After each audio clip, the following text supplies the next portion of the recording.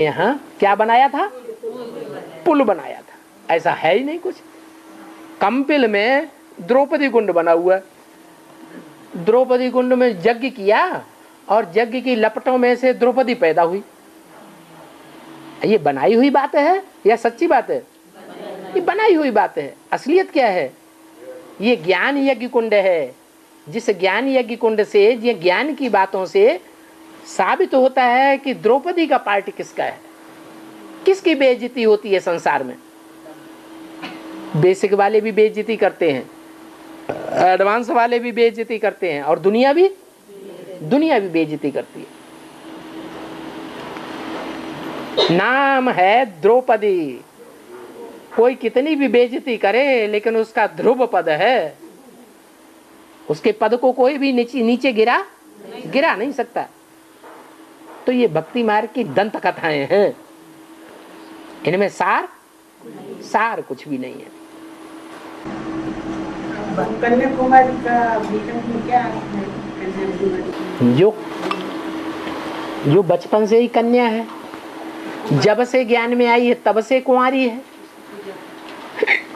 किसी ने उसको टच नहीं कर पाया, किसी ने उसके दिल को नहीं जीत पाया, इसलिए वो कुंवारी है।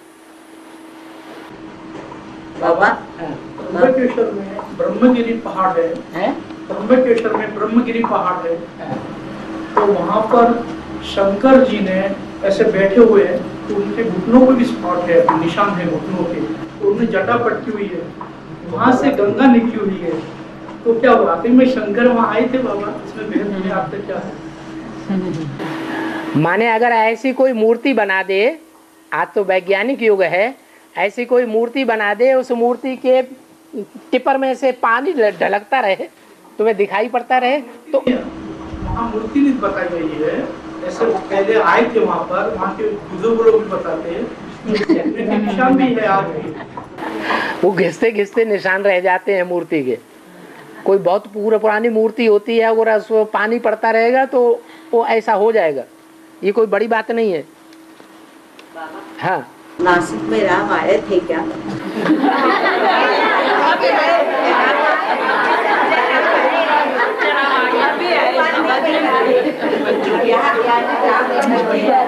राम आए थे या नहीं आए थे, लेकिन अब आएंगे जरूर।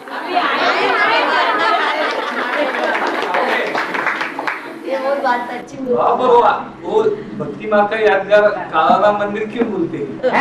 यहाँ पे दो भी मूर्ति है, सीता कृष्ण, सॉरी राम लक्ष्मण सीता। ये तीनों मूर्ति काली क्यों दिखाई है?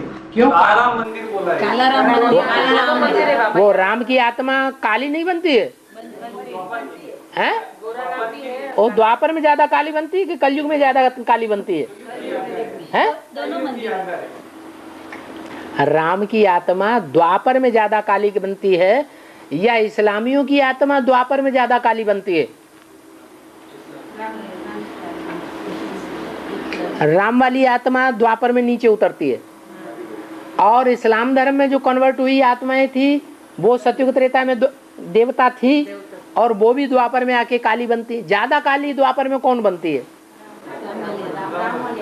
राम वाली आत्मा ज्यादा काली बनती है, ज्यादा तमो प्रधान बनती है। अगर ज्यादा तमो प्रधान राम वाली आत्मा बनती है तो सबसे पहले इब्राहिम की आत्मा राम में प्रवेश करनी चाहिए या इस्लाम धर्म में कन्वर्ट होने वाले में प्रवेश करना चाहिए? जो ऊपर से आत्मा आती है वो तमो प्रधान में प्रवेश करती है या सतो प्रधान में प्रवेश करती है? तमो प्रधान में प्रवेश करती है। राम वाली आत्मा ने संगम युग में ज्यादा योग लगा के पावरफुल बनी है या इस्लाम धर्म की आत्मा ज्यादा योग लगा के पावरफुल बनती है? तो बाद में तमो प्रधान कौन बनेगा और पहले तमो प्रधान कौन बनेगा? राम वाली आत्मा बाद में तमो प्रधान। राम वाली आत्मा ज्यादा पावर भरी है, इसलिए वो बैटरी अंत में डिस्चार्ज होगी।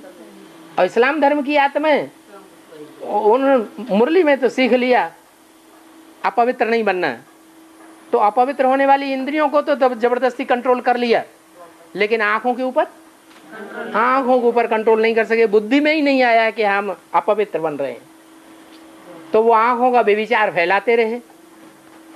तो कमजोर रहेंगे या पावरफुल बनेंगे? कमजोर हो गए।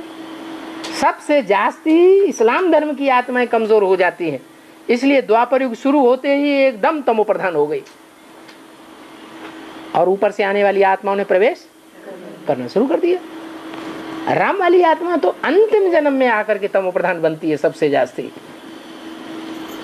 बाकी तो जन्मों में वो विधर्मियों से टक्कर लेती रहती है। वहां 63